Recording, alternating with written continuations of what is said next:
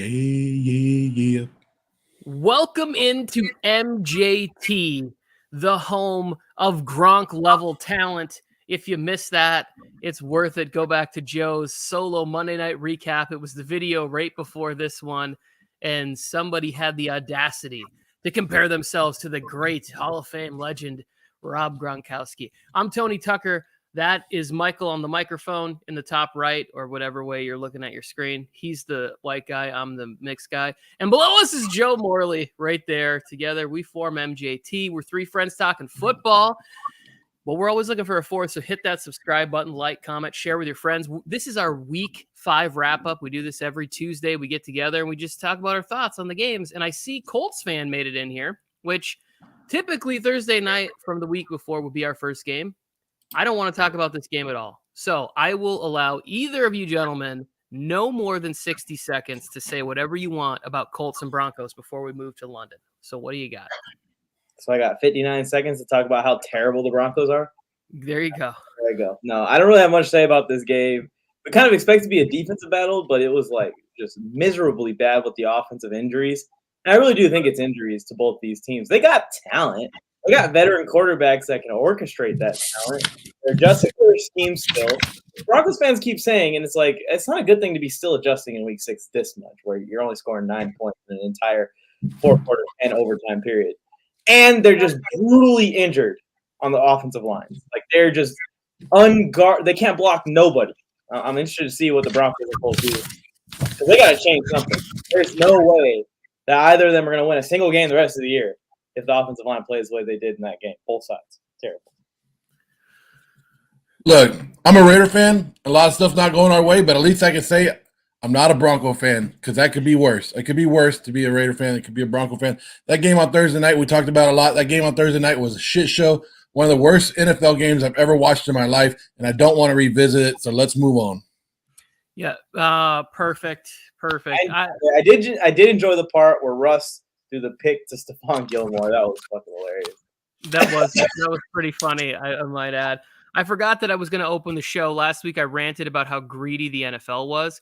And I just want to say this. They're such hypocrites. This week they were like all worried about concussion and player safety and these bad roughing the passer calls. And yet there's no conversation of eliminating Thursday night football still. But yet we're going to be overly protective of all these quarterbacks and ruin what I know as football in the name of safety for these players. But yet we're going to run out 104 players every Thursday night on 3 days rest to go out and get into more car accident style collisions. So congratulations, NFL. You're not going to lose me as a fan because I love this game, but you guys are hypocrites. Let's go to London over there. Get your fish and chips. Fantastic. Aaron Rodgers. I just want to say about this game, I owe the Giants an apology. You're not going to get it. You're not going to get it. You guys are way better than I thought you were. You can stuff your everything in a sack. I cannot believe that what I am watching is sustainable. Danny Dimes has been better than I thought that he would be, but it's still not good. It's still not the future of this team as far as I'm concerned. They pull out a victory. I would like, however, anybody who talks about football, when you talk about MVP, can we put Saquon Barkley in that conversation? Like whenever you're like, oh, I think it's this quarterback and that quarterback, I think we need to add Saquon to all of those conversations because he's playing absolutely phenomenal football and taking snaps at quarterback in the Wildcat. Mike. Yeah, Saquon is literally carrying the Giants' offense. God forbid Saquon wants out or the Giants losing for any reason this year. The offense is going to be awful. You can already tell that. There is no passing game. Daniel Jones still isn't consistently playing at a high level. But Saquon Barkley, and the real credit needs to be thrown towards that defensive coordinator and his defense and what he's running over there in New York, because they did not have the talent, or at least they didn't have it on paper. Everyone was looking at it as just a young team. They're rebuilding the defense. It wasn't that great last year, but they have come out and for now 5 weeks been amazing. Xavier McKinley is playing amazing. Kayvon Thibodeau is doing his thing off the edge, but he's just doing enough to free up Azeez Ojulari, who is now healthy and out there rushing the passer as well. I thought that they were in trouble when they were trading James Bradbury. I thought they were in trouble cutting Blake Martinez. I was like, the defense is kind of rebuilding while Brian Daboll figures out his offensive players and scheme. but the defense is just way better than I expected them to be, and it's time to admit that. We're talking about the New York Football Giants and the NFC East, Mike. We're talking about the NFC East and how great this division is.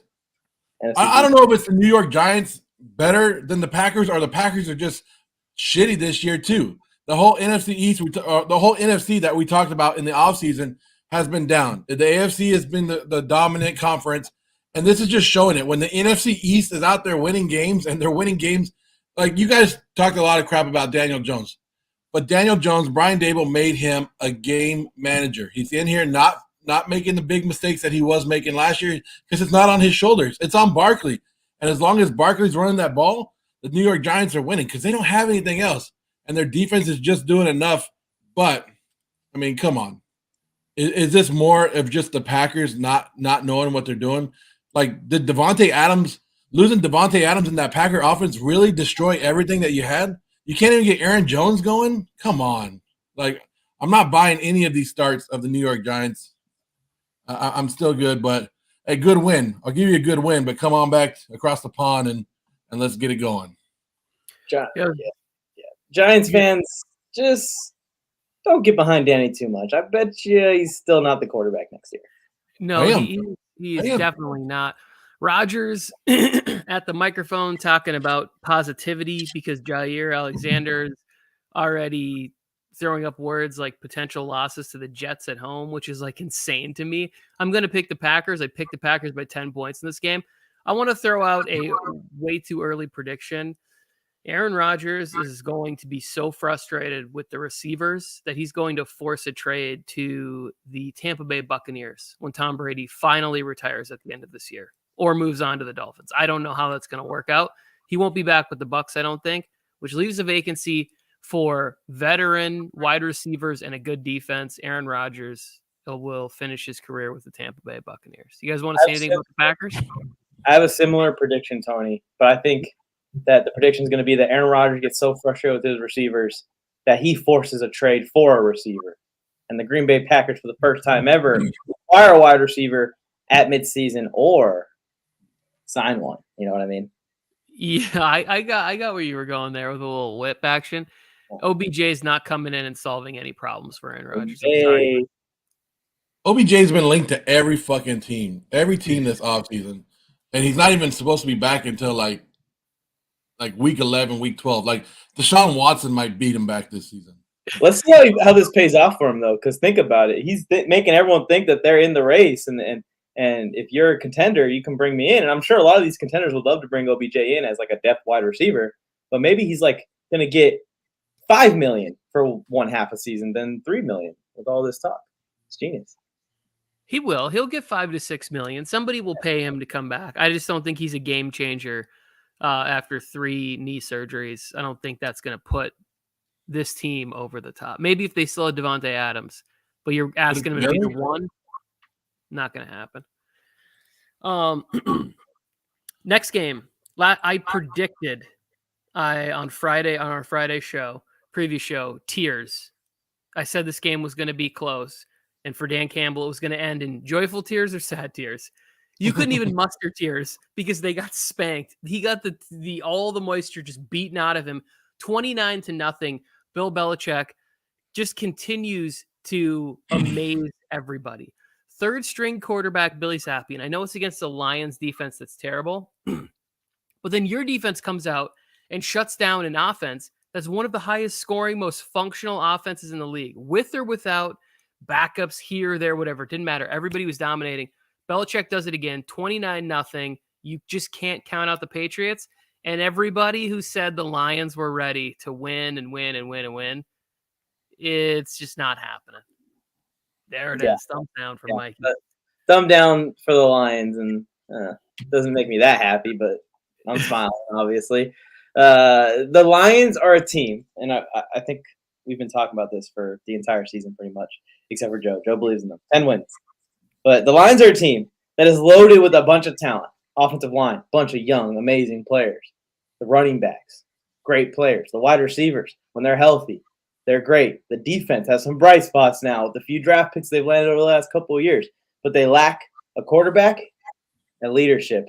And both of those things will keep you in the dumpster until you find that. And Detroit is going to probably be in the draft looking at quarterbacks next offseason. Even if they keep Goff around for a transition year, it might be time for them to move on at head coach and move on at quarterback and see what this young core can do with someone that's a little bit more functional and has experience as an NFL head coach and a better quarterback, an upgrade at quarterback, hopefully.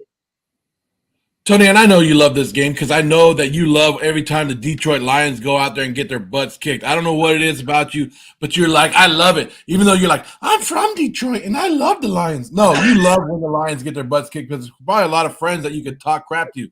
For some reason, Matt Patricia finally learned how to call some plays. But what are the Patriots doing? They're going to run the ball. Run the damn ball. They just lost Damian Harris probably for the rest, for a couple more games, and Stevenson's going to take over. But Patriots went back to what's working and what we've been talking about the last couple of weeks. Teams that are running the ball and just committing to running the ball are starting to win and win big. Detroit, I think they just came in big-headed thinking, oh, we got this. Our offense is number one in the league. We can score on anybody we want. They finally ran into somebody that could actually game plan against their offense. First time they've been shut down in 5 weeks, 6 weeks going into last season.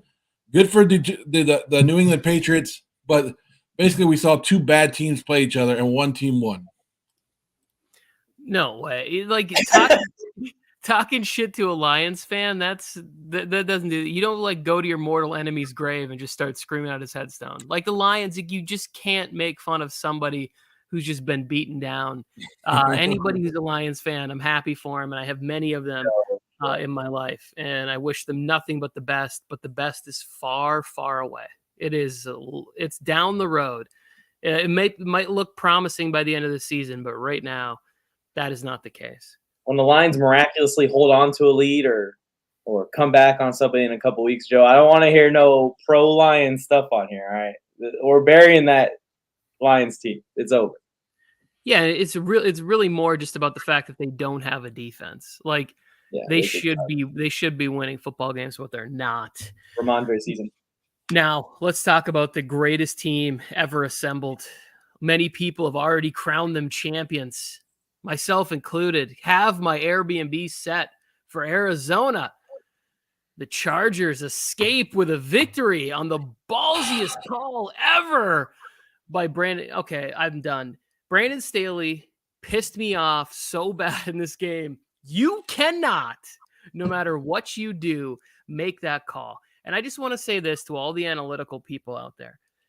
Name me one head coach that is in the Hall of Fame or had sustained success in the NFL that does any of the bullshit that we are seeing from all this analytical-driven bad decisions. There is not one of them. You cannot reinvent the wheel. Yes, there are times when you can go for it and you can make crazy calls from your gut. This was not one of them. It was a horrendous decision to make that happen. I don't care what any number that you point to me says. It was terrible. Chargers got a lucky victory. I will take it. I am finally able to be happy about the outcome of this game, but I was so pissed and never been this angry about a win that I cheered for in my entire life. Yeah, we almost gave it away with that final call. And I keep saying it over and over again because Joe's probably going to say it right now. The Chargers got lucky. They didn't really get lucky. When a team gets lucky, it's like a ref blows a call, a player fumbles, a snap. I consider that lucky. The Chargers played a really good game for the entire game and kept up with the Browns team that has a lot of mismatches against us. When you look at the left tackle versus Myles Garrett, our backup left tackle, 6th-round rookie. And when you look at the Browns rushing attack versus the Chargers rushing defense, it's fixed, it's better, but it's not exactly locked down, shutting down Nick Chubb and company. That was a tough game on the road. The Chargers won that game. There's a huge stain put in at the end, and we cannot have that happening anymore. Lombardi and Staley have to do some soul searching and really look at this philosophy that they're going with and analyze how many times has it worked out versus not worked out. Because I think Staley said that we won 4 games or something last year because being aggressive on 4th down, that is a very low percentage of the games so far that he's coached. It's not like this is leading to a bunch of success as it is. Yeah, analytics is horrible, and you guys are seeing it firsthand with the Chargers. But it's not about luck. It's not about luck for the Chargers that they got lucky and won this game. What happened is You played Jacoby Brissett, and finally Jacoby Brissett, the backup, showed up. Jacoby's been playing above his damn head for the last couple weeks, that he finally showed up. Dude should have ran the ball, and he threw a pick in the end zone for no damn reason. Just run it out of bounds or throw it in the ground. Why are you throwing an interception to nobody? You just go, hey, you know what? I want to lose the game. Here's a free pick. Take this. Have this one. And then the Chargers got lucky, and they missed a field goal. But that's not the luck. It's when Jacoby Brissett played down to his level, played down to the shitty level that we knew Jacoby Brissett was going to play at. He's been playing above his head and leading Cleveland to it. But hey, Charger fans, about goddamn time that Austin Eckler is here, right? We've been waiting for him. 2 weeks in a row, Austin Eckler has showed up. It's about damn time. Mike Williams put on a great show. This is the Chargers offense that you kind of were waiting for. But were you not scared that Nick Chubb, when Nick Chubb took that first one to the house, it was like, God, here we go again. Because I thought the Chargers upgraded their defense. I thought the Chargers came out with a great defense this year. Thought that's what they went. But the Browns made it look like the Chargers are same old Chargers from last year. All offense, no defense. Okay, you need to stop that. You need to knock that off because the second half was a different story in the game and blah, blah, blah, blah. I should have muted your microphone during all that Charger hate you were spewing. I want to say this. I need somebody out there, Mike, this might be good for you. I want an edited version of Jacoby Brissett because I really felt like it was his Varsity Blues moment. You know, that there goes my hero, just slow motion. He thinks he's going to throw the touchdown right there and then cut to the clip where it's like, I don't want your laugh. Like that is what I want to see because that moment right there, Jacoby Brissett for a second forgot he was Jacoby Brissett. What the are you doing throwing that football down there into traffic? It doesn't even matter. Like, unless you have a pure layup, just run, slide, go kick the field goal and help your team get the win. And he all of a sudden thought he was on the run. He's like, oh, I'm Josh Allen. Oh, no, I'm Jacoby Brissett. And that's what happened. Like, he was really playing one hell of a game. It was all those dimes he was dropping in the beginning of the game. He played good for a lot of that game. He's played good in a lot of games and just made mistakes at the end of games. I think there was a stat that all of his interceptions are thrown in the final 2 minutes. Something like that. Like that's choking.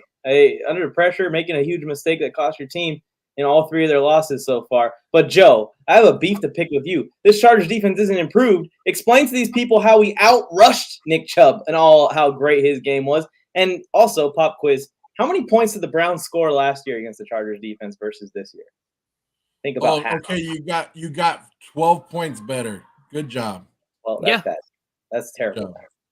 42 minus 28 does not equal 12. Okay, 14 points, Mike. Whatever. I'm not here to read or do math. I'm here to lead. That's it. 14 is a lot of points. Y'all were up by 17 and blew it. That's a lot. That's a huge comeback. It's the Cleveland Browns, Mike, and they ran all over you guys still. You guys got thank God, thank your lucky stars that the Cleveland Browns aren't good. The Chargers won the Chargers the game yesterday. The Chargers won.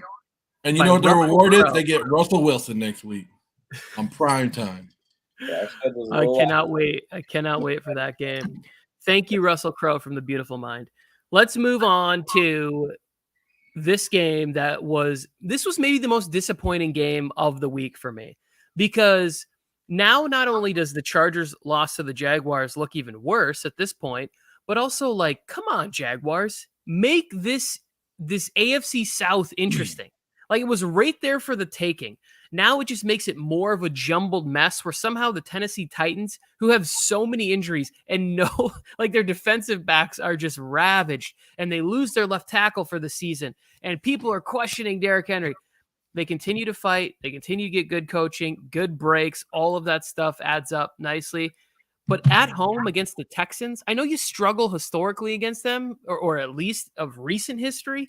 Give me a break. 6 points against the Texans at home? This was just a massive, massive letdown for me on every front.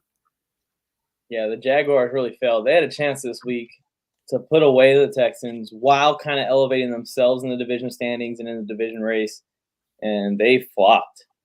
I don't know what happened to the offense. I don't feel like the Texans defense is that good to where they should have shut down Trevor Lawrence and Doug Peterson and what they've had going so far this year in Jacksonville. What's going on down there? Even I'm getting ready to tell you, Mike.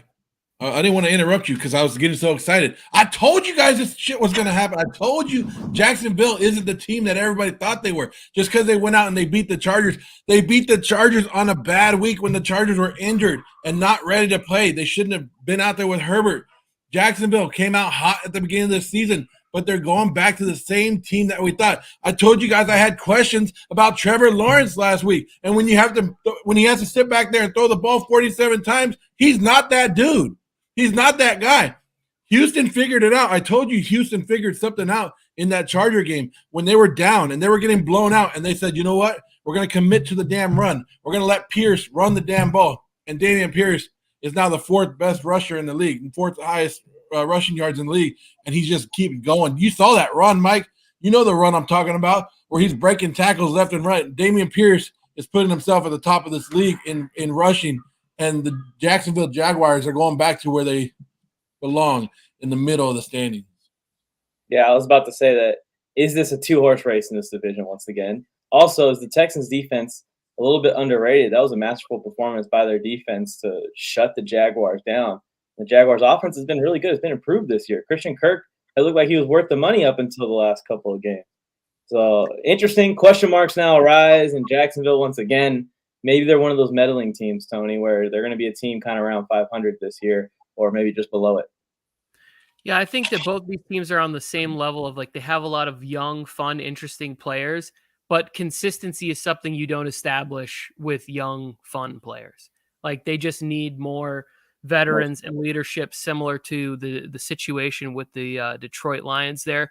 Real quick, just want to say what's up to some of the people in the chat that are in here. Joker, appreciate you stopping by. Lewis, Harrison, as always. Harrison is talking a lot about DJ Moore being traded from the Panthers. And one destination he said is Chicago.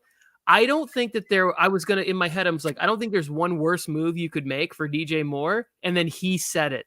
Like, that is the only move in the NFL that would be worse is going from the Panthers is going to the Chicago Bears. So I really hope for DJ Moore's sake, it is not the Chicago Bears if they do trade him. I want him to go. Let's go to this game. My takeaway from this next game is very, very simple. I've heard a lot of people calling for Arthur Smith's job, right? That he might be somebody else that needs to get fired. I think it would be a humongous mistake for Arthur Smith to be fired. I think he's a good coach with a team that has been in a rebuild mode, and they are competitive. They are in these games where I look at it and I'm just like, how are they doing this? They seem to be prepared and motivated and fight until the bitter end. And that is what you want. You want a head coach that's leading a team like that. And eventually, I believe wins will come. They had a couple of unfortunate injuries, but going to the wire with the Bucs like this, I was very impressed.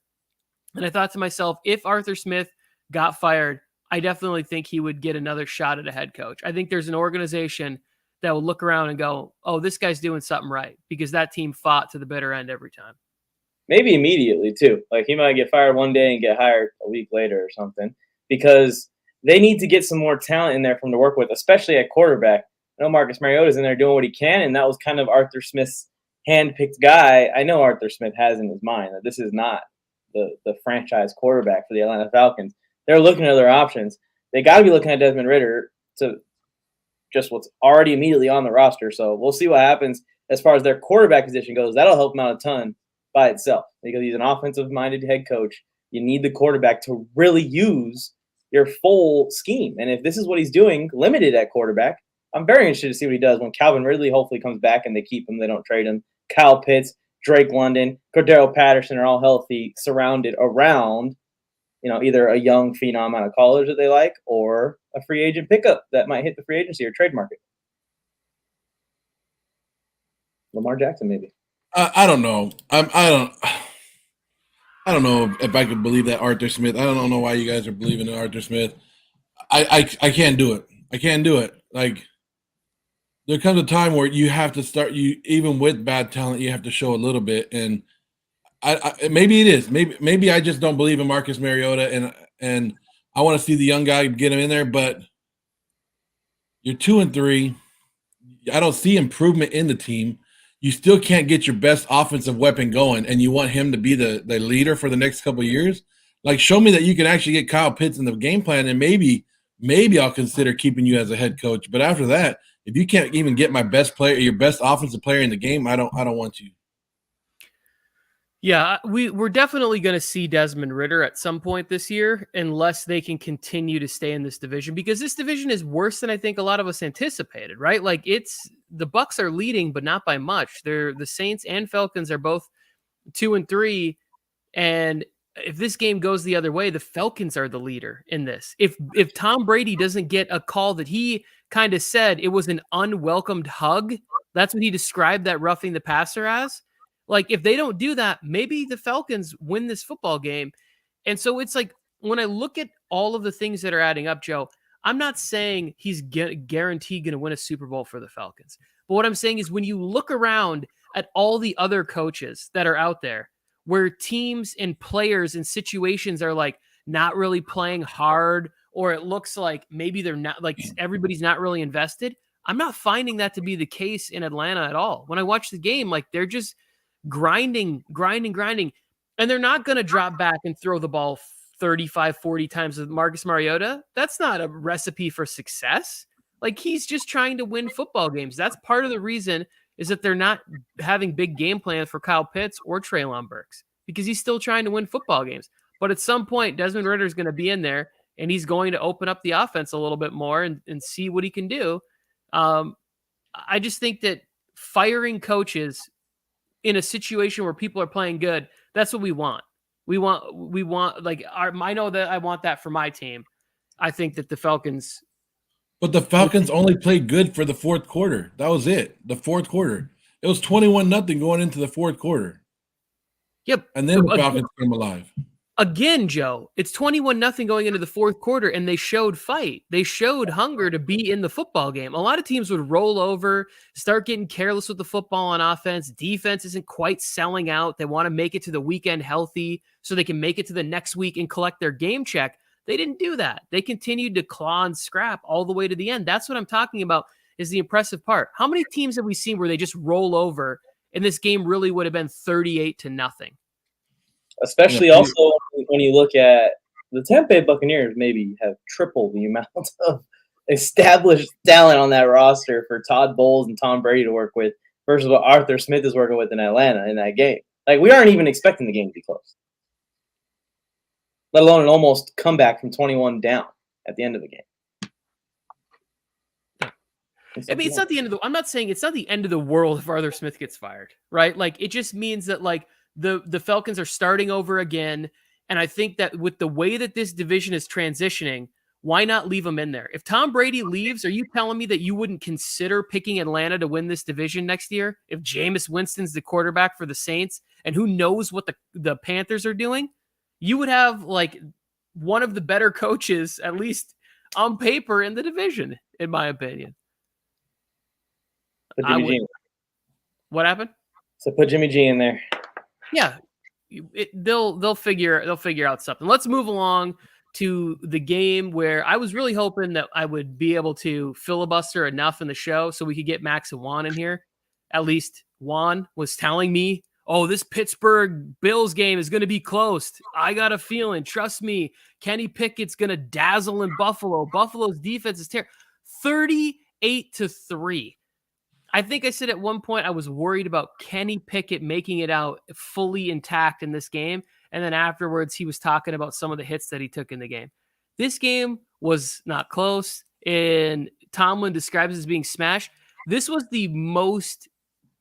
probably the most difficult matchup that he could have asked for in a week one. One, because the Bills offense is humming, and it was in Buffalo. So I get that this week he gets the Bucs. It's not getting any better, but at least the Bucs offense looks a little discombobulated. He was going to have to try and keep pace with Josh Allen and his defense, and he was going to have to keep upright from Von Miller with that offensive line. Give me a break. This was a blowout from Jump Street. Mike, go ahead. Yeah, when you look at the Steelers' status of their O-line, their run game is non-existent. Steelers defense is banged up, down TJ Watt. That secondary is not good. They only look good in spots when they got a really good pass rush and quarterbacks are forced to throw the ball quick. When they try and drop those deep passes, when Mika Fitzpatrick gets to work.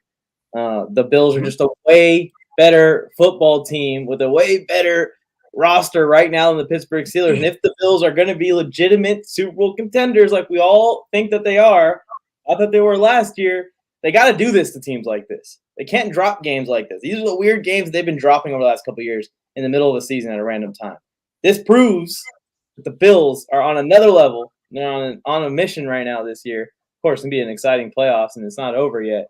But a little bit more proof that the Bills are legit, maybe AFC favorites here. Josh Allen playing the game on easy mode right now. It's on easy mode. It's too damn like that third down pass for 98 yards to Gabe Davis at the start of the game. It was like, God damn! Like, what are you doing? Like that they made it look so easy. And I texted you guys and I was like, Gabe Davis. Wow, now he showed up, right? Like they have so many weapons on offense. They can do what they want. And I don't know about you can't go out there and game plan with your rookie quarterbacks and go, hey, let's go against the Buffalo defense. And guess what? You're going to throw the ball 50 times. I thought bringing Kenny Pickett in, they were going to at least go and to Najee Harris a little bit more, which they didn't.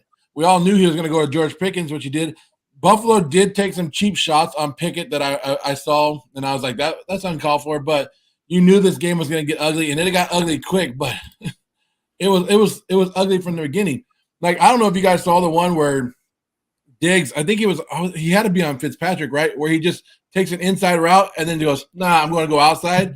And the whole Pittsburgh guy, the whole defense bit on that damn thing. Like, I thought the Pittsburgh defense, no matter what, they were able to plug and play guys and make a great defense. But this whole Steeler team has to be rebuilt. I do have a question for the chat and for you two gentlemen as well. Last year, obviously, the Rams had a roster that everyone believed could make a run. But really, it was those midseason moves that they made on Von Miller, on OBJ, on other depth pieces that they brought in the middle of the season. Do you guys think the Bills are looking at that example and looking at bringing in some upgrades or bringing in some depth, one of the two, with veteran players that might be disgruntled in other places? Absolutely. Every team that is competitive now is always looking for moves that will keep them in the conversation. I do think the one thing that we're seeing with the Rams is that all of the spending and everything they've done has now caught up with them, right? Yes. Like just on any level, and selling out for an aging quarterback, and they still have a lot of talented players, but the average level of player that they're putting out there is just not very good. I do think that they could be turned right back around with one simple thing: finding offensive linemen, which is like one of the hardest things to do in the NFL. Like, especially mid-season, people don't want to part ways with guys that are playing well on their O-line, even if they're on a contract year. Like, look at the Browns, for example. They got 2 linemen on a contract year. There's no way they're trading either one of those guys, even though they know with Deshaun Watson's contract, they probably can't pay both of them. They can't pay Conklin and the other guy they have set to hit free agency next offseason, but they're not going to trade him either just because of how valuable tackles and guards are nowadays. They're far and few between. There's a lot of battle lines out there that just can't find the guys. But yeah, I'm interested to see which teams are making moves here in the middle of the season. And by the way, it worked out for the Rams though. Rams fans, even if y'all are done this year and they just have a terrible year, it worked out. The mission was accomplished. You won. Congratulations.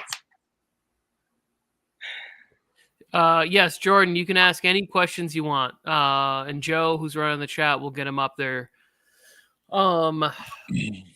You just reminded me of something that I was going to say, and I got sidetracked. Anyways, we'll move it along, and we're going to visit the gangrene, folks. I'm really happy for Jets fans, right? Like, this is exciting for them to be 3-2 at this point. This win was much more convincing. When I look at it like this, they entered the game, and yes, Teddy Bridgewater goes down on the first play, and so they catch a huge break there, right? Because he got all the reps for this week. You can't really convince me that if Skylar Thompson would have had all the reps for this week, that the game would have looked the way that it did. But since it was Bridgewater and everything was that way, like, the Jets still had to finish this game and put an exclamation point on it, and they did. And that's what they did. And they did it with all of their fun, young, exciting players. Not all of them. Like, it would have been cool to see Garrett Wilson also get in on the action, but Sauce making plays and Breece Hall out there looking like what a great decision to trade up and keep him, away from any other team. I'm very happy for the Jets. I don't think it's sustainable, but could they get to my 7-win prediction now? I feel good about that. Yeah, Robert Saleh is doing good stuff over there as a head coach. The defense looks very improved from when he took over, and Sauce landed that pick, it looks like. And overall, just the defense is playing at a high level. Because in the same breath, the Jets prepared for Teddy Bridgewater all week. You throw Skylar Thompson in there, that's a completely different quarterback. Teddy Bridgewater is a play-action, short yardage guy. Skylar Thompson's a guy that extends plays and wants to take shots down the field and go nuts. That's what we saw from him in the preseason. So to see your defense see a new quarterback with a different style and still shut him down, make the mid-game adjustments that you need to make. That's a good sign for Robert Saleh, his coaching staff, and his players, his young players on defense. As far as the offense goes, I think the more and more that we watch Breece Hall play, the more it's looking like they should probably build around him as the focal point of this offense in the future. I mean, this guy is a monster. He's got potential. Well, it's not that. They have the two-headed monster, Michael Carter. Don't forget what Michael Carter is doing, too. He's pounding it in for the touchdowns, and he's there for the short yardage. So they're doing what they got to do. Let Breece Hall get his big run, but they're giving them both 10-plus carries a game, which takes you back to what? Robert Saleh went back to the 49ers offense, and he's like, hey, we're going to run this damn ball. And that's what we've been talking about. It's been a trend, right? People that run the ball are starting to blow people out. We went to an offensive passing league, but at the end of the day, it goes back to running the ball, and that's what the New York Giants are starting to do. Play defense, run the ball. And it was good to see two linebackers, Quan Alexander, because he's been hurt the last couple of years, and C.J. Mosley, who've been hurt. They're back. They're playing great football over there.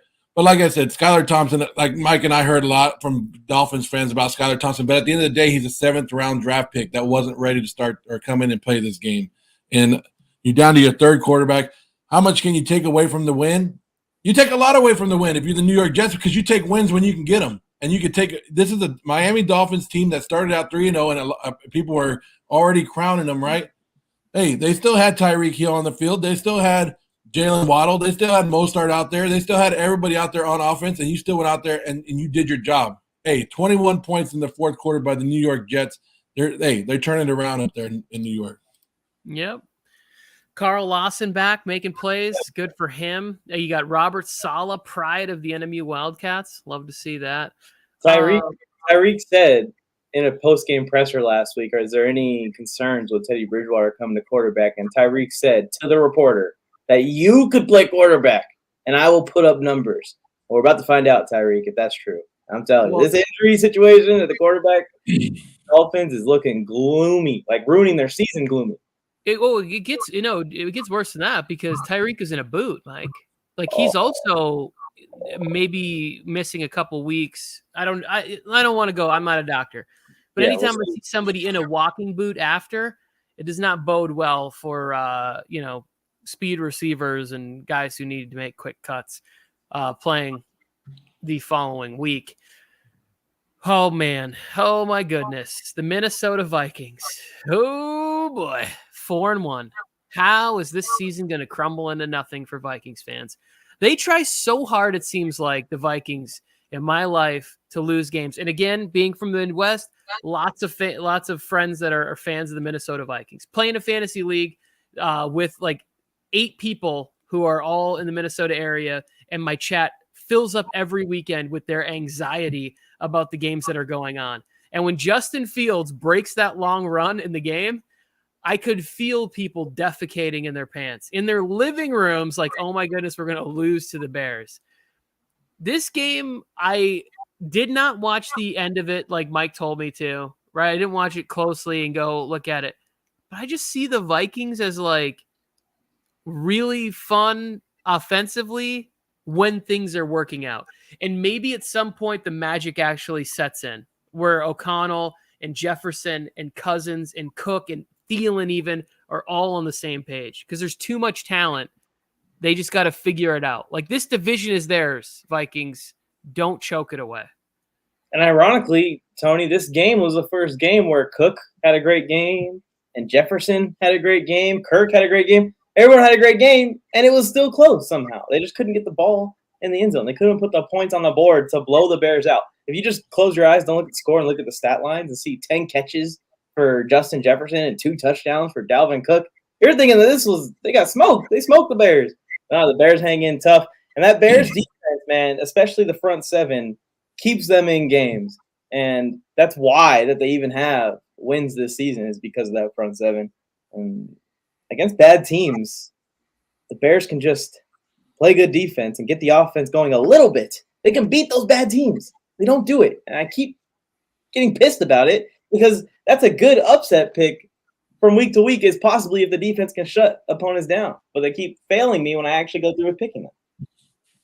And Tony, we talked about this on our Sunday morning show, and you were like, who do you need a big game from? And I was like, Kirk Cousins. Give me a big game from Kirk Cousins. Kirk Cousins should have actually had more touchdowns than one passing touchdown. They took one off the board to Justin Jefferson. They gave it, and Dalvin Cook ran it in from the one.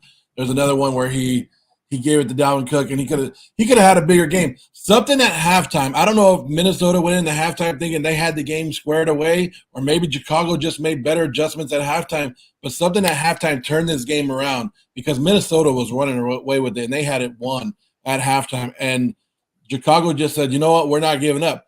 And, Tony, that run that you were talking about with Justin Fields, whoo!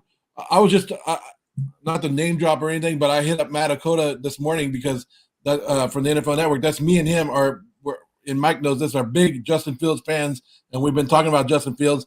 And he goes, that run right there, that's the turnaround of Justin Fields. So get ready for Justin Fields' season the rest of the time because of what he did. He's showing that more confidence, and they're showing more confidence in him in this offense. The offense is getting going. This is the second week in a row that Darryl Mooney has had big plays in it. He's not getting the receptions, the overall receptions, but he's getting the bigger plays, and they're leaving him open downfield. The offense, the Chicago Bears had a new regime come in. They have to find and pick and plays. They're finally getting their players going. I'm not saying they're going to be a great team the rest of the year, but they're playing hard, and they're going to be a tough team to beat. And the Minnesota Vikings found that out. I'm going to tell you right now, I think Minnesota took the foot off the gas, and they thought they had it, and the Chicago Bears snuck back in. I feel like Mike has something he wants to combat the Justin Fields thing. No, okay, he doesn't. It's great. I don't think Justin Fields turned any corners this weekend at all. But I do want to say this. I gave credit to the coaching of the Atlanta Falcons. I think the same thing's happening for Chicago. And that's the one aspect I underestimated when I said they were going to be a 1-16 team this year, was how hard they were going to play with the talent that they do have on the roster, especially defensively. Eberflus looks like potentially the right hire there. In another division where things are in flux, we don't know how the Kirk Cousins and Kevin O'Connell experiment is going to work out. Aaron Rodgers is nearing the end. I already predicted him to go to Tampa Bay. And, I mean, that just leaves you with who am I missing here? The Lions. I mean, come on. Do we need to go? Do we need to do – I don't need to do another lap on that, do I? I don't think so. No. Let me answer Jordan's question right now because you told me that he could do fantasy. Jordan wants to know if he should trade Aaron Jones and Amari Cooper for Hunt and Evans. And I would say no because it's the same damn thing. You're getting the same crap from both of them.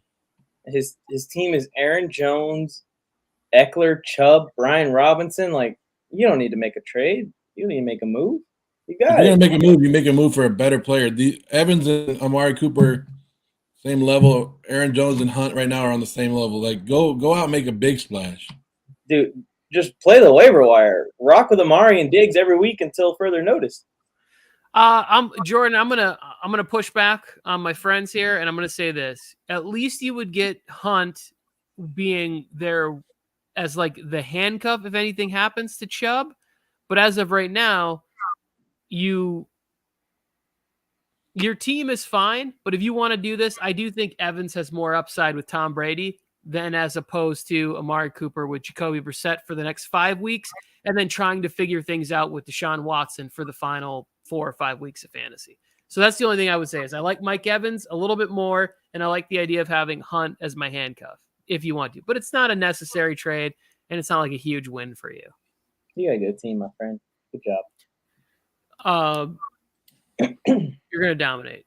And don't pick up add and stash, no, he won't be relevant till like week 14. You got to make the playoffs. You need that spot. Bye weeks are coming up. And Playoffs.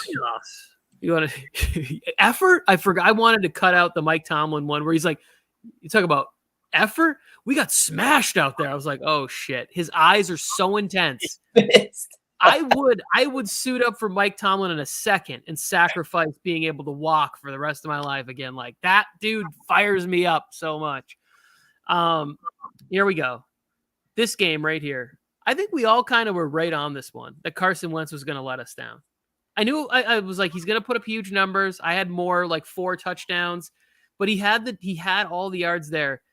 But of course, he just comes up unclutch. Is there such a thing as coming up unclutch? Like in the clutch, he's the most unclutch person I watch every single week. Titans prevail 3-2, lead the division. Commanders falling apart to where Ron Rivera, there's a clip of Ron Rivera out there going, somebody goes, why do you think the other teams in the NFC East are so far ahead? He goes, the quarterback. They have good quarterback play. And the guy goes, well, even the Cowboys have Cooper Rush. He goes, yeah, but they had Dak and he was good. And then they center things around. They help the backup guy. They help everything there. He is burying Carson Wentz in his verbiage in this thing. I encourage all of you to go watch it. It is like, I don't know. The bus came by and he was just like, boof, Mean Girl style, just threw Carson Wentz in front of that bus. Mike. Yeah, Carson Wentz blew that game. They're on the 1-yard line, thanks to a lucky pass interference penalty, by the way. They're on the 1-yard line, first and goal. They got 4 shots to score a touchdown. First throw, almost throws an interception. The DB just doesn't toe tap in the back of the end zone. Next throw, throws into double coverage. Linebacker drops the interception. Next throw, throws into double coverage. Interception. Like, it is. Whose fault is that, Mike? And the Commanders are awful. And they're going to lose to the Bears on Thursday Night Football. Whose fault is that? You can guarantee that. Whose fault is that when you're down in the red zone and you're not running the ball? Not Carson Wentz. They couldn't run the ball. They didn't have a timeout. And Tony, I know the press conference you're talking about because Alex Smith lit into Ron Rivera yesterday about throwing his quarterback under the bus. If you guys watched that, Alex Smith is not happy about it, and he was on the Washington team with Ron Rivera. You don't throw your quarterback under the bus no matter how bad they're doing. You don't throw anybody. He's not the only one in there. He's not and like he said, Carson Wentz is 4th in the league in passing yards right now. 4th in the league. Their defense is like 25th, and their running game is like 25th. But it's all Carson Wentz's fault. This is like the Derek Carr fucking situation right here. That we're going to put it all on Carson Wentz. Ron Rivera, that press conference yesterday, guess what that just did? That cost you your damn job. You throwing your players under the bus, guess what they're going to do? They're going to turn their back on you no matter how bad your quarterback plays because who else is next? You're going to throw the quarterback under the bus. You might as well just throw the rest of the damn team under the bus. They got a short week this week, but I'm saying it right now. And Tony, go ahead and celebrate. It's time. It's time. Next week. They got a 10-day break. Put them in. Seriously. No, you can't. I guarantee you this right now, and I don't like calling it, and I don't want to celebrate about it come Friday morning. Friday morning, Ron Rivera's fired. Oh. And Tyler Heineke will go in still, even with the next head coach. It doesn't matter. You can have Tyler Heineke's season because that hasn't worked from fucking 2 other times, but go ahead and start it. Don't they have another backup quarterback, a younger quarterback that can go in there? Or is he hurt for the season? Tyler Heineke and almost beat Tom Brady and ruin a Super Bowl Cinderella, whatever the hell they call that story. Washington makes the coaching change after Thursday night. And a QB change. I told you guys last week or a couple weeks ago, I don't think that the front office is in a position to fire him. There's too much going on. Daniel Snyder cannot let go of a minority head coach when he's being fired. Like he's being almost forced to sell the team for so many crazy things. It is not a good look optically for them to be firing him. I agree with you, Joe, and I agree with Alex Smith. What he did was horseshit. I would never do that if I was a coach. It's just not something you do. Nothing positive comes out from you publicly talking about your quarterback the way that he did. I was just excited to share it with you guys or whoever hasn't seen it out there because the audacity to stand in front of a microphone and go, oh, look at every other quarterback, including the backup, who I think is outplaying my guy. That is a slap in the face. Like, that's something that's like, we always want coaches to say how they really feel. He said how he really felt. It really felt. And I think it's going to cost him his job too, just not right now. You can't fire him in the season. Like, it just would be such a bad look for them to do that. I think New York Giant fans looked at Ron Rivera weird yesterday and go, what? Quarterback? You're talking about quarterback? Yeah, that's why we're winning, because quarterback. But Tony, bad look or not, how long can you let this is like the Bill Callahan when he came out in 2005 and he said the Raiders were the dumbest team in America. You can't allow your head coach to come out and talk shit about your own team because you're going to turn the locker room. And I don't care, minority coach not going through issues or not, you can't have – that's your leader. That's the guy in charge of everybody. That's who you go to if you have a problem. Now, why would Carson Wentz want to play for this motherfucker?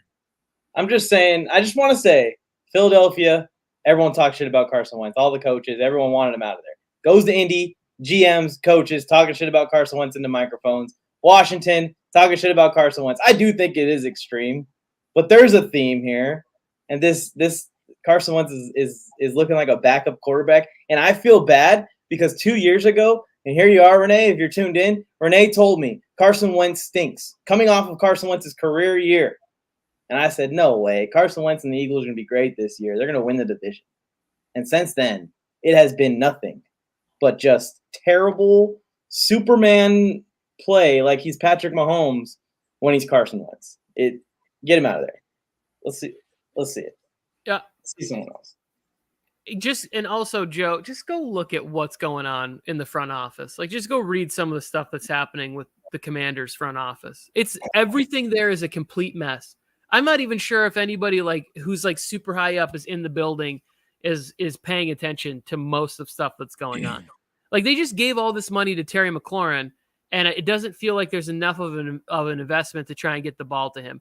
He came out this week and said that we could see Antonio Gibson returning kicks. Gibson's been one of the few highlights, I think, from the early portion of the season. And he's already saying I think Antonio Gibson will serve our team best here. Like, maybe he really is trying to get fired. Maybe he is hey, I just want to get home and get to my grandkids. I'm just going to say and do the craziest shit that I possibly can.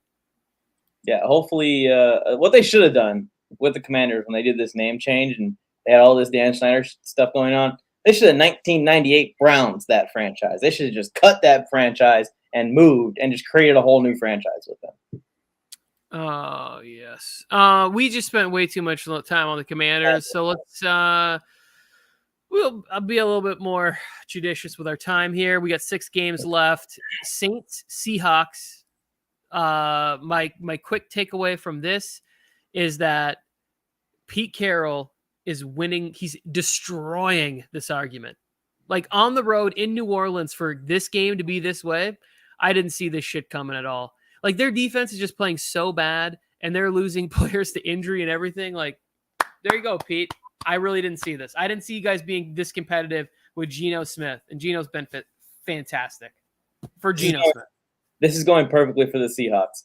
They're getting enough motivation. They're sticking in enough games so where DK Metcalf is staying happy and the young players they have on the roster are staying happy, but they're losing, which is helping their draft position for the upcoming draft. Geno is playing like a madman right now. I don't think it's going to continue for the entire year. I think at some point he's going to slow down. Of course, I expected this game to be a little bit back and forth with the Saints defense stepping up. That didn't really happen. It came down to Taysom Hill taking over the game. The Seattle defense obviously is awful.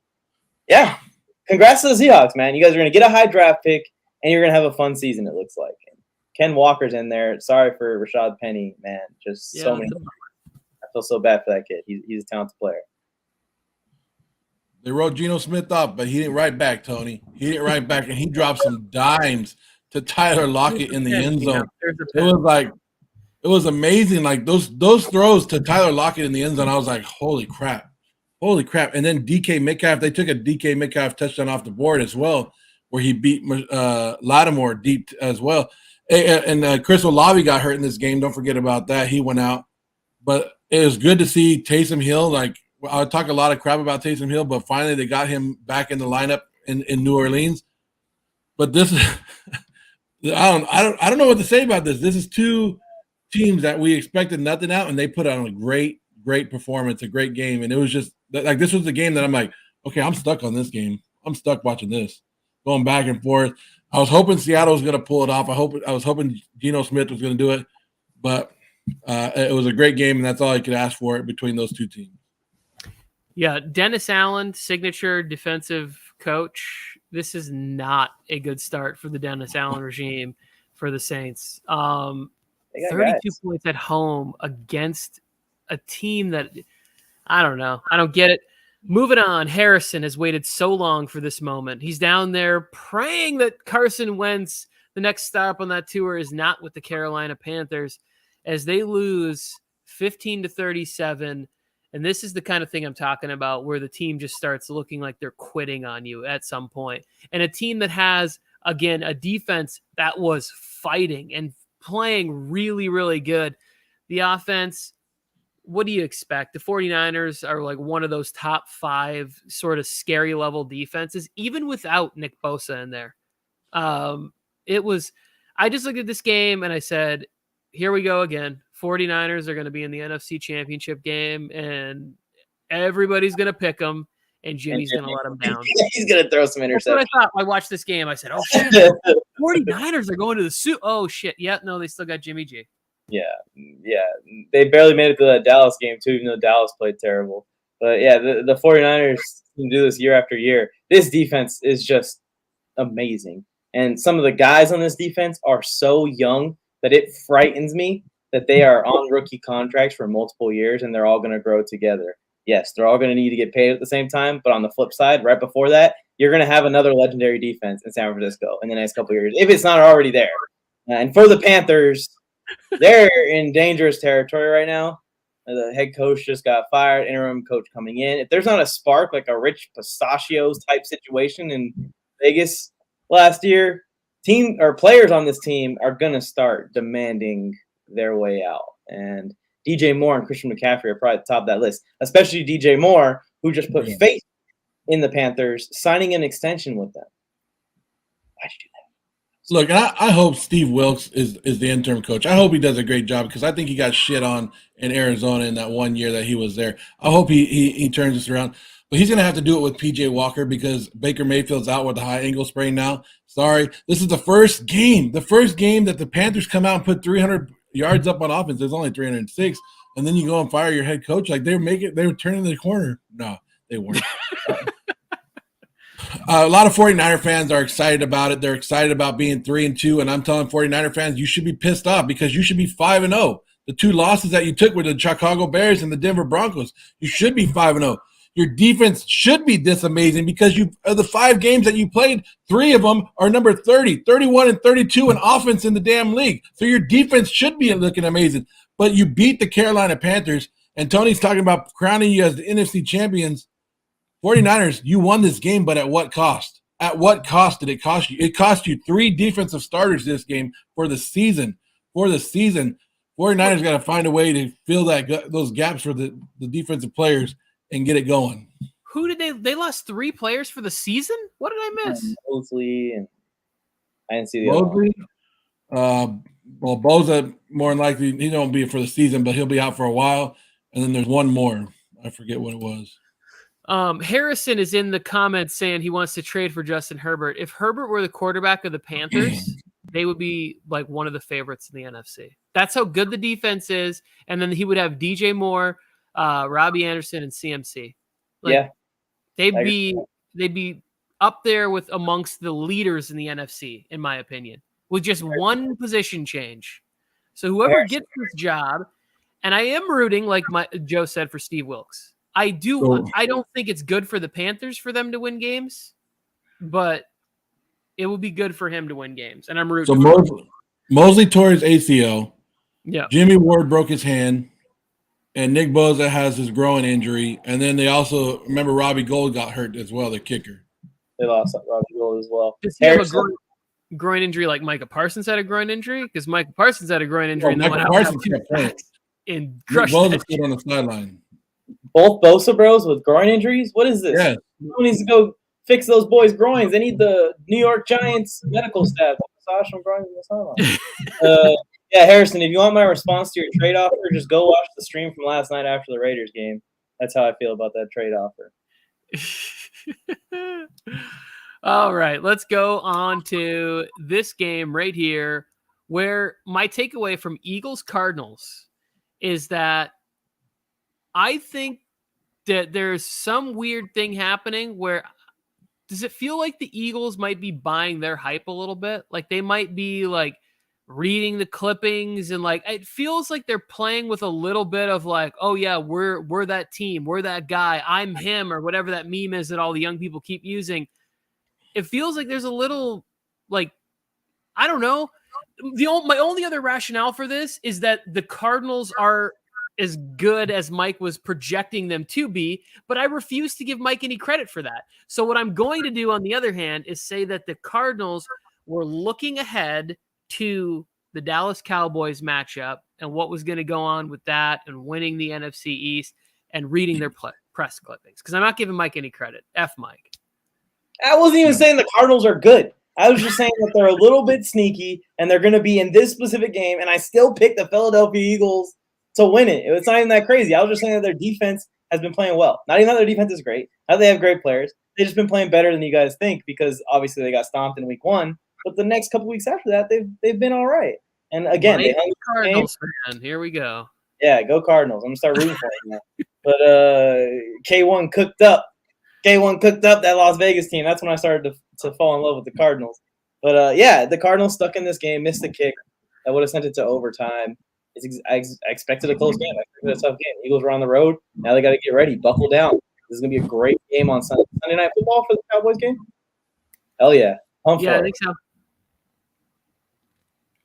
Mike, calm down. I'm with Tony. The Philadelphia Eagles got too big-headed. They were looking ahead of the Arizona Cardinals. They looked past them because they were like, the Cardinals, all they beat is the Raiders and the Panthers. Okay, we can handle this. And if you watch the damn game, if you watch the game, Eagles were playing back. What is it called? What's that defense that they've been that these teams have been running where they leave like 3 cornerbacks deep? And then all the it was like pissing me off because all the Arizona was doing was throwing it out to the sideline and like letting Benjamin run the damn ball. Like, here, just short little pass and let the speed kill you. And all they had to do was come up with just a little bit. I'm not buying anything on Arizona. You guys already know that. Arizona is garbage, and Mike can say what he wants. They're a garbage team. Philadelphia looked past them. They're 5-0. They got past it. And bring on the Cowboys. The Cardinals are decent at best. Come on, Joe. I got 2 things to wrap up this game right here. One is that Cliff Kingsbury looked like a young Ken doll when he came into the league, and now he looks like Ronald Reagan, like at the end of his first term. Being a head coach ages you so badly in the NFL. I look at him; he looks stressed out. His eyes are bulging. His hair is fading.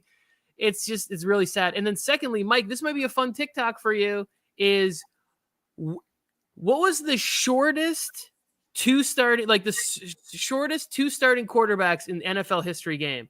Because I don't think either of these guys are over like 5'9", and they were both starting in this game. Like, what we might have to go back to like 1971, like 1958 to find 2 quarterbacks that are this small that are starting at the position in the same game. I think that would be an interesting look into history for a TikTok video. Well, Mike searches. I think Hurts is like. I think it says Hurts is 6'1". I don't know if that's accurate, but he's like around 6 feet. He's not like super short. Kyler's short. Okay, but what I'm saying is like these 2 together, like maybe Russ and Russ versus Kyler. Kyler is like the shortest. I don't know. It just felt like I was looking at him and I was like, both of these guys are out there. Like it would have to be like Doug Flutie versus like I don't know. Or Tua versus Kyler. I just was looking at these quarterbacks and I'm like, they look so short compared to all their offensive linemen. It looked like they were like take your son to work day, both of them. Cowboys, Rams, the gold rush continues. Congratulations to Cooper Rush. He did the unthinkable, and he just went 4-0 during this break. And now he's about to – I hope he hands off this game to Dak Prescott. I want the pressure. I want the moment of Dak having to come back and be in this game. It doesn't even matter what anybody else thinks. It just will matter. Like, we all know that Dak is the better option and the must option here. We all know it. But if he comes back and stinks against the Eagles, Monday morning will be so much better. It'll just be so much better. So congratulations, Cowboys stomped out the Rams. I think there's a lot of trouble for the Rams. I'm starting to think I maybe get that 11 wins I gave them was too much. I knew there was going to be regression. I didn't think the offensive line was going to be this bad. And granted, Cowboys have a good front. This was a nightmare to watch. I was like, can I put on another game? This is terrible. They're unplayable versus good fronts. I mean, they are awful. I think even against bad fronts, they're struggling.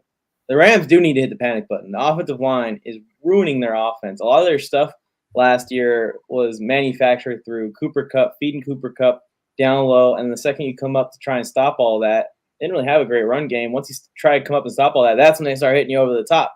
But they can't do anything on offense right now. They can't move the ball passing. They can't move the ball rushing. So they're kind of screwed, and it is time to hit the panic alarm. Cooper Rush is not 4-0. The Cowboys' defense is 4-0 this year. It's not Cooper Rush. But Cooper Rush is just not turning the ball over. That is what he's doing good. He's managing the games. He's doing what he has to do when he knows that he has a defense that is playing lights out like that. So kudos to him.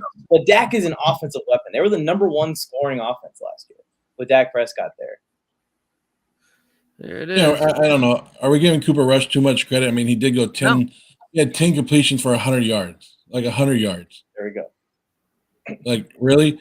Like, Dak is going to start throwing on Wednesday. Jerry Jones said he wants to see him spin the ball. He has to spin the ball for us to put him in the game. So Jerry Jones is even on Cooper Rush's side. But Cooper Rush is doing what he's supposed to do.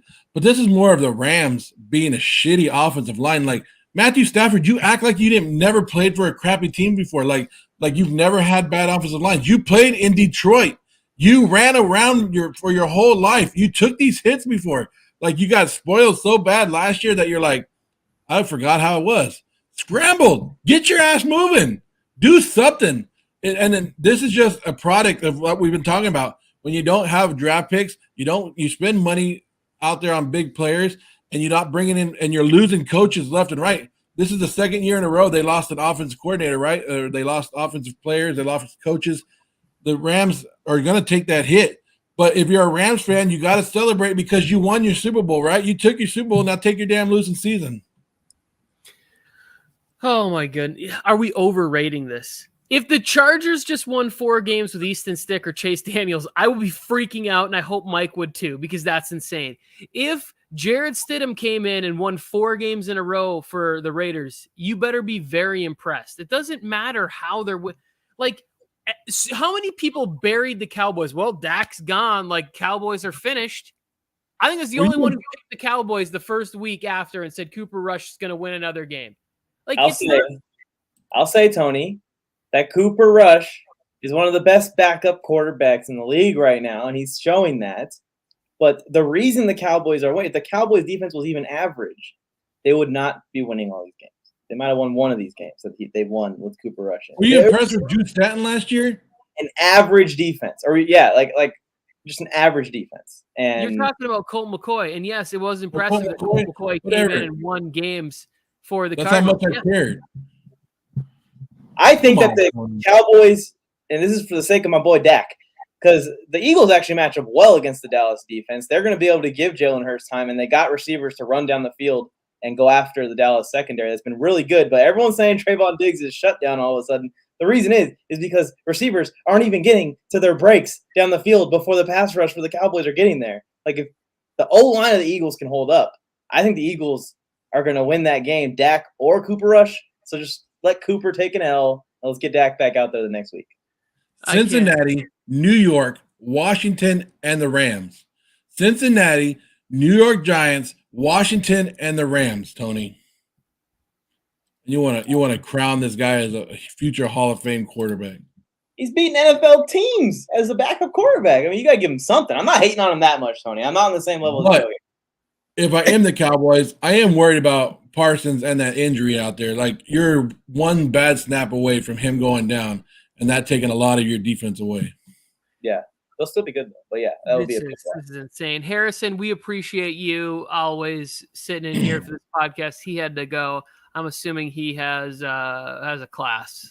I don't know. He feels like he's like 20, and he's got like a, East Coast guy. He's got like a 5 p.m. class, 5:30 class he's got to get to. 2 more games. Bengals, Ravens. I guess my takeaway from this game is I like the move. I like the more conservative approach for John Harbaugh this week. I heard a lot of people saying he should have gone for a touchdown or he should have done this the week before he went for the touchdown or whatever. I don't know. I like the conservative nature of which he did play this football game, and he came out with a victory. He kicked the field goal. They went down. They went up by a point, 16-17. And then it's like, hey, now we got Lamar Jackson. Like, that's what I'm saying. Like, we have, not only do we have Lamar Jackson, we have the kicker who made it from 68 yards last year. So, like, there's no need for me to go for the touchdown because then you know what I'm saying? Like, people are like, oh, he should have gone for the touchdown this week. No, he shouldn't have. No, he should have made it to force them to score a touchdown. Defense has been playing good. If they don't score a touchdown, if they score a touchdown, you still have Lamar Jackson and then the greatest kicker ever, and you're down by 1 point. Like, I like this conservative nature just much better. It worked out for me. Yeah, and once you see them driving the ball, right, and how far off the Bengals were playing, I even posted like a little story on TikTok. Like, look at the Bengals. They're playing way off. Like, these are easy completions for Lamar or easy just run the ball. The final one that got him into field goal range, Lamar comes to the line, and you can tell that he was like, okay, I'm just going to run it. They got 3 men down, and they're backing off, and we need 10 yards for this guy's range, probably less than 10 yards. I mean, he can kick it from the other side of the 50 if he absolutely has to. So it was easy for them to get into field goal range at the end of that game. I was surprised at how low scoring this game was. Defenses played a little bit better, but I think it might have just been more with familiarity between the two teams. Yeah. It seemed like they had each other matched on all of their money plays that they drew up. And Mike, you're dead right on what Lamar Jackson saw. There was a play late in the game where he hikes the ball, where everybody looks like they're going to blitz, and then they all back up and they start running. So what Lamar do? He just followed the defensive lineman or the defensive linebackers up the field until they finally realized, like, oh crap, he's running. It was a great smart play by Lamar Jackson. You could tell that the Ravens offense was missing Bateman just a little bit. Like, Bateman might not be getting the receptions or whatever, but he takes it off the top, and Wallace just wasn't getting it done for him. Where they were missing a few deep passes. The Bengals offense still hasn't got it going. Lyle Collins looks like one of the biggest busts of the free agent market. Like, that guy came in and said, I'm going to be Joe Burrow's personal protector. And really, he's just getting lit up each week and letting Joe Burrow get hit. But this was a division game. I thought the Bengals were going to take it, but Justin Tucker, what a – did you see Justin Tucker and Evan McPherson? Like, Justin Tucker just standing in the middle of the field like, are you not entertained right now? Are you not entertained? I just thought I saw a stat right now that Justin Tucker has hit 61 consecutive fourth quarter or overtime field goals. Best kicker in the league. And somebody was asking on Twitter, if you were an NFL GM and you were told how good that Justin Tucker was going to get, where would you have drafted him? Where would you draft him in the first round? It's not a good – you have to. I would take Justin Tucker in the top 10. If I knew who he was going to be this far into his career, he's a top 10 pick. Think about the number of busts that get taken every year in the first round of the draft. And you're telling me I can have a guy who's going to be this money for the end of football games? I can have this kind of a weapon? Oh, I'm picking him in the top 10. Yeah, we got a guy that knows about first round busts on the screen. They would love to have Tucker in there. You know, they have Carlson. Yeah, Daniel Carlson he's on his way to getting that Justin Tucker money for sure. My last takeaway I forgot to say from this game was I think Devin Duvernay gave me the reason why I think they were okay getting rid of Hollywood Brown. Like, he's a similar type speed down the field player, and the connection is still a little off or whatever. It's there sometimes, but it was a little off in this game. He missed him deep on a play. He missed Tylan Wallace deep on a play. That's just got to be better touch from Lamar in the game. Maybe a little excited. But I watched Duvernay and I go, oh, this is just Hollywood Brown. Like, that's all they're doing. They're doing this similar thing, and the chemistry will work itself out, and that's going to be a really good connection. And then you still have Bateman, and they just don't throw the ball enough to keep Hollywood there. He wouldn't have made a difference in the game. Last game, Joe. You want to answer this one real quick? Yeah, let's do this. Kyle Grove, what's up, brother? You said, would you trade George Pickens for Mostert or Etienne? Ooh, yeah. It depends on what the rest of your team looks like, Kyle. But yeah, I would, because You need to get a running back in there. And I would assume if you're willing to trade George Pickens, you probably have 2 or 3 other wide receivers. And as of right now, George Pickens is still going to be, he's not guaranteed 7, 8, 10 targets a game. And if you're going to take one of them, Mostert or ETN, go for ETN because he's starting to get more involved. Yeah. Again, I would disagree with Joe on that. I think it's whichever one you like better, but I would kind of lean Mostert at this situation. He's getting more touches than ETN. I plead the fifth. I think after this, Tony and I are going to fight when we get off the air, so it's all good, guys. Well, this is about to really ruin it. I would just stick with it. Anyways, Monday Night Football game, last game of the week. I'll let you guys get your stuff because if people want to see my reaction, they can go watch the Monday Night recap show that we had or that I had. Yep. And be nice to him or your mom's going to get it. In this game, I wasn't really cheering for anybody. I was cheering for my fantasy team again, and it let me down. The Raiders let me down, just like the Raiders let down their fan base. From this game, what I took away was this. It doesn't matter who the Chiefs play or when they play or whatever. I hope I'm alive for when all of the collusion and all of, the refs were paid for this team or that team or whatever it is. The fucking Chiefs never get any calls against them, like for holding or whatever it is. Everybody goes, look at the Chris Jones play. That wasn't a thing. Because there's no way that they couldn't call that a penalty just optically how it looked. How they took care of all the other quarterbacks in the league. Chris Jones looked like in real time, like he fell on him, and that has been a penalty all year. Even though when you go back and you slow it down, it wasn't. Chris Jones said that they should start replaying it. I don't know. I watched the Chiefs, and if anybody can tell me about a time when the Chiefs are like, they had a game where it was like even eight penalties. Like where I can remember a game, like in a big game, where they had like 8 penalties called against them. It just never seems to happen. I never see holding calls. I never see pass interference from them. But yet when I'm watching the games closely, I see a lot of like grabbing and pulling and bad play. And it bothers me. It just bothers me. Yeah, I'm with you. And I think that they should review that roughing the passer call. That's one that deserves a review because of what an impact that it makes on the game. We saw in Tampa how it impacts that game. The Atlanta Falcons are just taking away their opportunity to respond and try and get ahead in that game. And then you see it in this game. You take away a turnover away from a team that was trying to come back against the Raiders, and they did it anyways because, Raiders suck. Yeah, we got it. If this is a close game and it goes the other way, they get 2-point conversion, the Raiders win. We talk about that rough and passing call costing the Chiefs the game. So either way, both sides are upset at the officiating in the game. I'm happy at how the Raiders season is going, even though I wanted them to win this one, because this is karma, Raider Nation. Y'all spent the whole offseason telling me that the Chargers disappoint every year. They get all these franchise players and they disappoint. Well, y'all are disappointing. Y'all tell me every single freaking offseason that the Chargers choke at the end of games. The Raiders choking at the end of all their games. You told me the Raiders were going to win the division. They're last in the division. I mean, everything is just going opposite of what I dealt with just because of one Week 18 win of what I dealt with for this entire offseason, and I couldn't be happier. And I hope it continues. I hope they lose to the bye week, they get to the next week, and they lose to that team as well, and it just keeps going. And if they go 1-16, I'm throwing a damn party whether the Chargers make the playoffs or not. Maybe you cut your damn hair. Maybe that's what you need to do. Look, celebrate all you want. Do what you guys want. Talk about any plays you guys want. The fact of the matter is there's a bad roughing the passer call. There was 2 this weekend that we looked at and we were like, what the hell? Now nobody knows what a roughing the passer is. What about the SJD? I understand what. Huh? Remember the Chargers one too. SJD pushed Jacoby Brissett. He just pushed him and he fell over.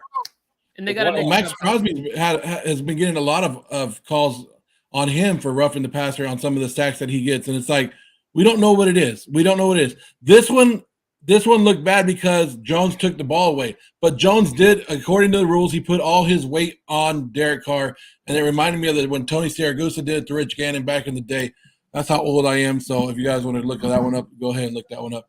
But was it a bullshit call? Yes. Did the referees make up for it? Yes. Because you know how many times the Chiefs got penalized in the second half? 0. You know how many times the Raiders did? 7.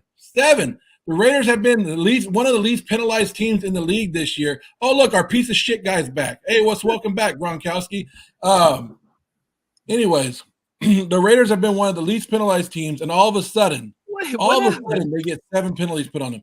They got a defensive holding penalty. If you go back and watch that on Malcolm Koonce, and people are going, Malcolm Koonce needs to go back and look at the Malcolm Koonce. Malcolm Koonce was getting held on that play. You know the last time that penalty was called defensive holding on a field goal? You want to know when the last time that was called? 7 years ago. You want to know who it was called on? Khalil Mack. You want to know who called it? That fucking umpire. That same referee. 7 years ago against the Chargers. Go look it up. You really dug into this. You're not digging into the Raiders giving up 4 touchdowns to one player. You're digging into the same referee from 7 years ago. Yeah. Look it up.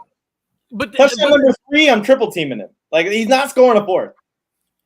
You can't win when you're going against a great offense like Patrick Mahomes and that Chiefs, and you're also going against the referees. Travis Kelce was holding the play before on his touchdown. It doesn't matter. You're going to say excuses. You're going to talk about it. But I don't give a damn. Go look at the Raiders' schedule because guess what? Raiders coming out for this bye, they're winning 6 in a fucking row, 7-4, and then say something. Looking at their schedule would be a waste of time. Go look at the 3rd and 1 play where Devontae Adams obviously had to make that catch on the sideline. How wide open Adams was, and Carr just made the catch. It was a catch. Yeah, but Carr was a catch. Regardless if it was a catch or not, Carr just stares at him, wide open, like he's wide open with no one around him. He just can throw it to him, and Devontae can walk out of bounds. But instead, waits until there's defense there, and then overthrows. You're not upset at Carr for that? Everybody's talking about the Hunter Renfrow and Devontae Adams running into each other, but they didn't see the Colts defensive back grabbing Devontae Adams the whole time he's running. You can say what you want. They should have ran the ball. It was 3rd and 1, 4th and 1. You should have ran the ball. Your damn running back is getting 7 yards a carry, and you're not running the ball with him. The second time late in the game, one against Arizona, and then now this one. Well, second time that they blew 17-point leads, but you should have ran the ball. It's 3rd and 1.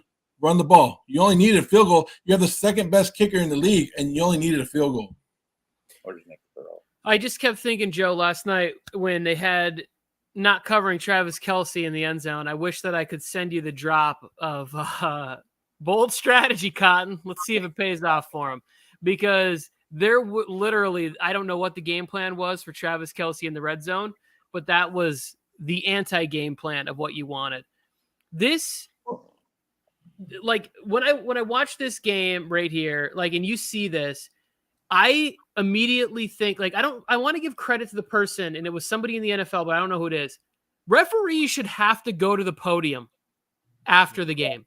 They absolutely should have to go out there and be like, and just be the regular press, not fans. Don't let fans at them or whatever, but just go out there and say like, hey, why was this random call that hasn't been called in 7 years called on that play? Because that is a big thing. You take away 0 points, you then give them a first down and they score on that play. I want to know why you called that. Or like for me and Mike in the Chargers game, all he did was he pushed, he tapped him, and 6'4", 240-pound Jacoby Brissett goes flying down, and they call roughing the passer on that play. Now, you're an intellectual person because you're an NFL referee. Are you telling me that you think that force shoved that man down and that's roughing the passer? And if you can look me in the eye and say that's the case, then you're fired from your job because we need somebody who's better than you at your job. But they're just like, they don't know. They're very inconsistent. Oh, I feel like I need to do this, or I need to do that, or I need to make it even, or whatever it is. It's horse shit with some of these refs, and I want them to come to the podium and have to say, yeah, I don't know. And we already know. We heard the hockey refs on that soundbite.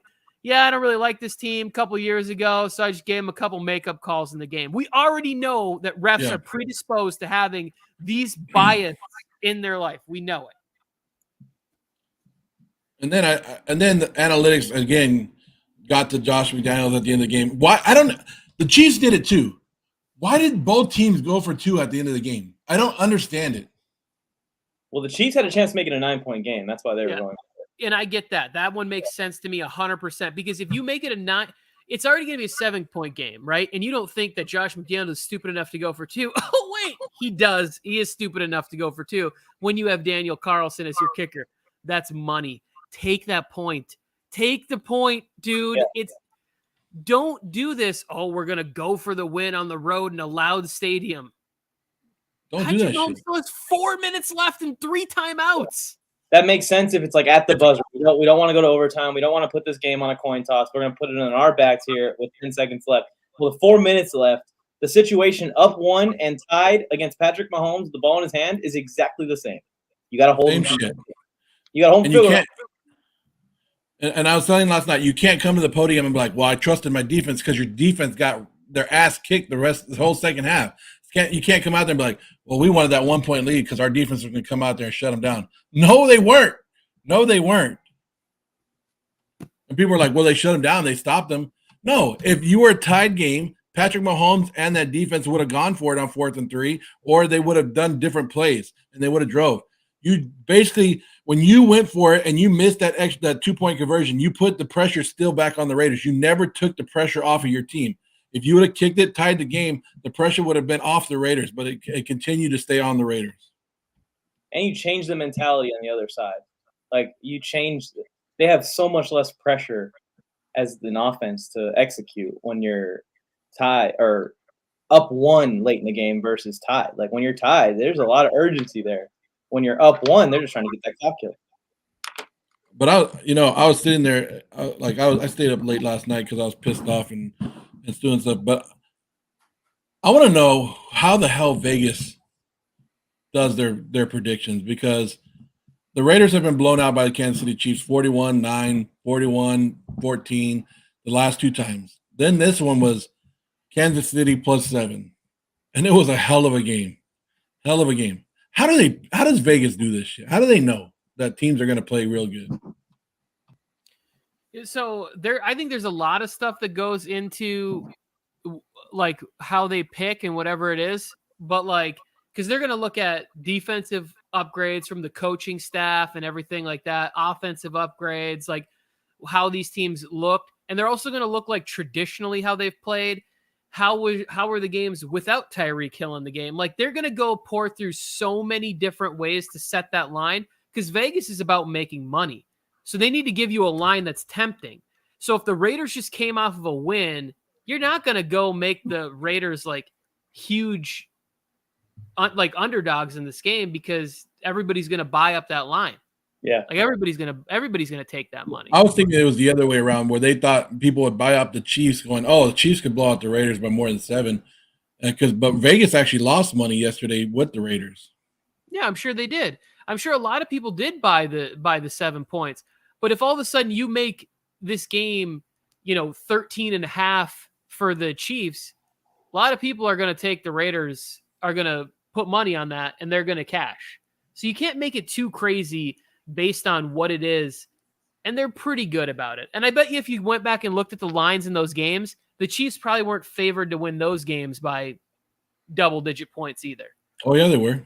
They were favored to win by double-digit points? Yeah, 10 plus.